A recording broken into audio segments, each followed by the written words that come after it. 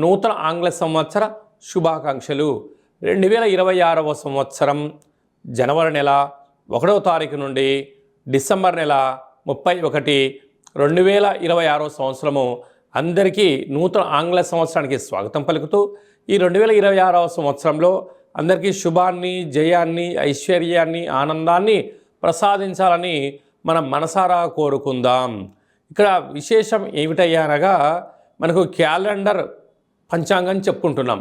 మనకి ఇక్కడ గురువారం రోజు ప్రారంభమవడం, అందులో 1వ తారీఖున రోహిణీ నక్షత్రం అయింది. గురువారం రోజున రోహిణీ నక్షత్రము, అందులో గురువారము. గురు అంటే గురువు యొక్క రోజు, చంద్రుడి యొక్క నక్షత్రము.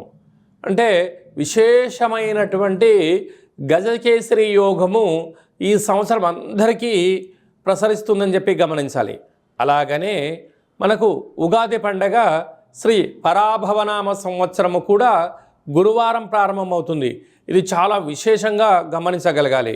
కనుక ఈ సంవత్సరము విద్యార్థులకు, ఉద్యోగస్తులకు, వ్యాపారస్తులకు, నూతనమైనటువంటి అత్యంత ఆధునిక టెక్నాలజీని నేర్చుకునేటువంటి వారందరికీ, వ్యవసాయ సోదరీమణులకు అందరికీ సువర్ణపు యుగంగా భావించగలగాలి. ద్వాదశ రాశుల్లో గ్రహ గమనాన్ని ఒకసారి వీక్షింపచేద్దాం. మిథున రాశిలో దేవగురు బృహస్పతి సంచార స్థితి, సింహరాశిలో కేతు సంచార స్థితి, ధనుస్సు రాశిలో చతుర్గ్రహ కూటమి రవి, కుజ, బుధ, శుక్ర సంచార స్థితి, కుంభరాశిలో రాహు సంచార స్థితి, మీనరాశిలో శని భగవానుని సంచార స్థితితో ద్వాదశ రాశుల్లో గ్రహ గమనాలు ఈ విధంగా ఉన్నాయి.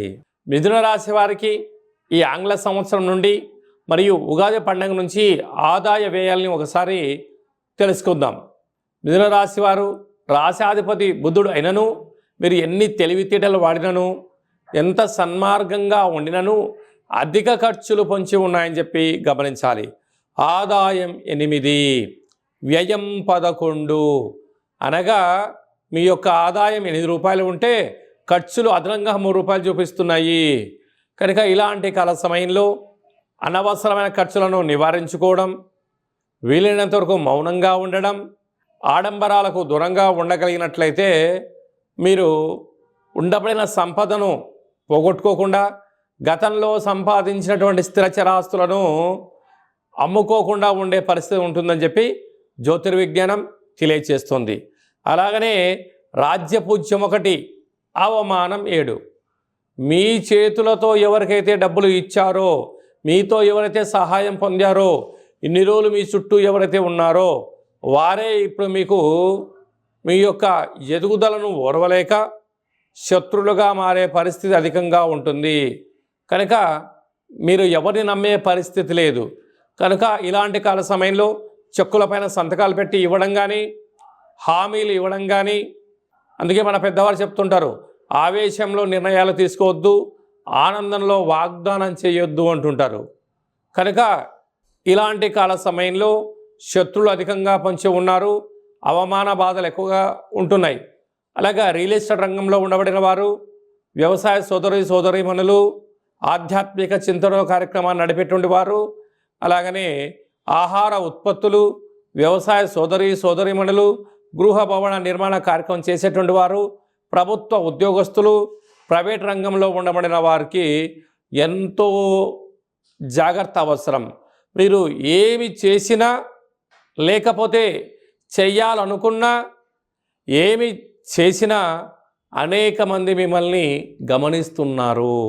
మీరు ఎక్కడ తప్పులు చేస్తారా అక్కడ మిమ్మల్ని ఇబ్బంది గురి చెయ్యాలి అని చెప్పి ఎదురు చూస్తున్నారు. కనుక ఇలాంటి కాల సమయంలో ధర్మ మార్గంగా ఉండండి.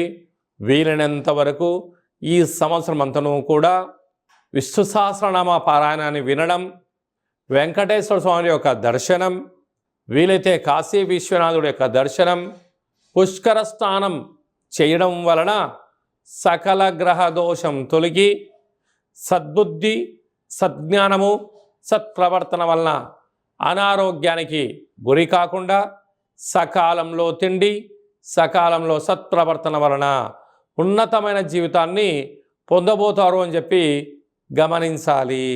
ఈ ఆంగ్ల సంవత్సరం అంతను కూడా అందరము కూడా వీలైనంత వరకు తల్లిదండ్రుల యొక్క సేవ, తల్లిదండ్రులతో సత్ప్రవర్తన, తల్లిదండ్రులను ఎవరైతే గౌరవిస్తారో వారందరికీ యోగం కలుగుతుంది.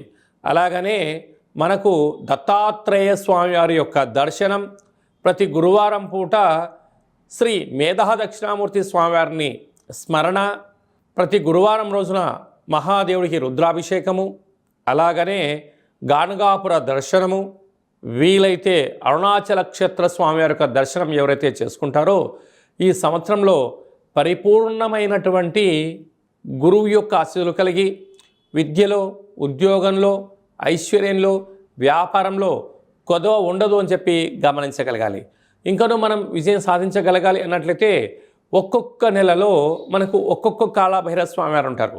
ఆ కాళభైరవ స్వామికి స్మరణ, ధ్యానము, కూష్మాండ దీపము, నారికేల దీపము, పిండి దీపాన్ని, గండా దీపాన్ని ఒక్కొక్క నెలలో ఒక్కొక్క విధంగా మనం పెట్టుకోగలిగినట్లయితే సంపూర్ణమైనటువంటి స్వామివారికి ఆశీస్సులు కలిగి ఎవరి ఇంట్లో ఎలాంటి ఇబ్బందులు లేకుండా, అష్ట కష్టాలు లేకుండా అష్ట ఐశ్వర్య ప్రాప్తి కలుగుతుందని చెప్పి గమనించాలి.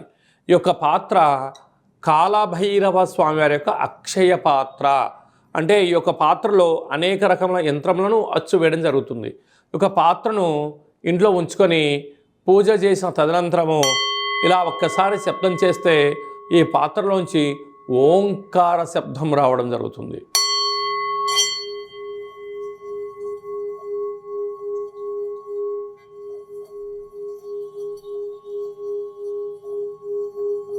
ఈ ఓంకార శబ్ద ధ్వనితం వలన మనిషి శరీరంలో ఉండబడినటువంటి చక్రాలు వికసింపచేయడం, ఆనందం కలగడం, దురదృష్టం దూరం కావడం, అదృష్టం అద్భుతమైన యోగం కలిగి మనకు అనుకున్న అన్ని పనులు విజయం సాధించడం జరుగుతుంది. కనుక ఈ అక్షయ పాత్రను 2026వ సంవత్సరంలో ఇంట్లో ఉంచుకుందాం. కాళభైరవ స్వామిని స్మరణ చేద్దాం. సకల అష్టకష్టాలకు స్వస్తి పలుకుదాం. అష్టైశ్వర్య స్వాగతం పలుకుదాం. అలాగనే మీ వ్యక్తిగత జాతకం తెలుసుకోవాలనుకుంటున్నారా? మీ యొక్క పేరు, పుట్టినటువంటి తేదీ, నెల, సంవత్సరం, పుట్టిన సమయం రాసి మీరు వాట్సాప్లో పంపించగలిగినట్లయితే 100 సంవత్సరముల జాతకాన్ని రాసి సవివరంగా సంపూర్ణంగా మీకు ఎక్స్ప్లెయిన్ అంటే ఉదాహరణగా చెప్పడం జరుగుతుంది. అలాగే మీరు పుట్టినప్పుడు గ్రహ గమనాలు ఎలా ఉన్నాయి, ప్రస్తుతం ఎలా ఉంటున్నాయి, రాబోయే కాలంలో ఎలా ఉంటున్నాయో తెలియజేయడం జరుగుతుంది.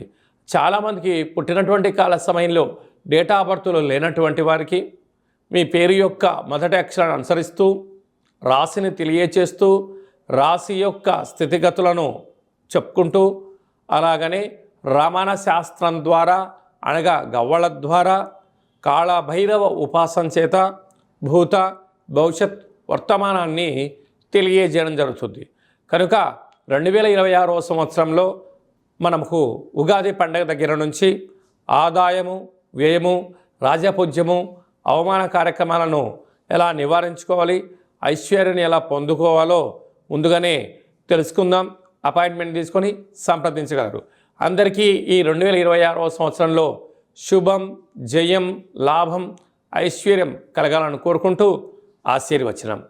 శతమానం భవతు శతాయ పురుష సతేంద్రియ ఆయుష్యేవేంద్రియే ప్రతిష్టతి. నూతన ఆంగ్ల సంవత్సరాంతం ఆయురారోగ్యం ఐశ్వర్యం దేహిమే కాళభైరవాయ నమః. హరి ఓం. ఈ వీడియో మీకు నచ్చినట్టయితే లైక్ చేయండి, షేర్ చేయండి. అందరికన్నా ముందుగా మా ఆధ్యాత్మిక వీడియోలు మీరు చూడాలనుకుంటున్నట్లయితే మా ఛానల్ని సబ్స్క్రైబ్ చేసుకోండి. అలాగనే గంట సింబల్ ప్రెస్ చేయండి. అలానే బటన్ కూడా తెలియచేయండి. భగవద్బంధులకు, మిత్రులకు ఈ ఆధ్యాత్మిక సమాచారం చేరవేసి హిందూ ధర్మాన్ని కాపాడండి.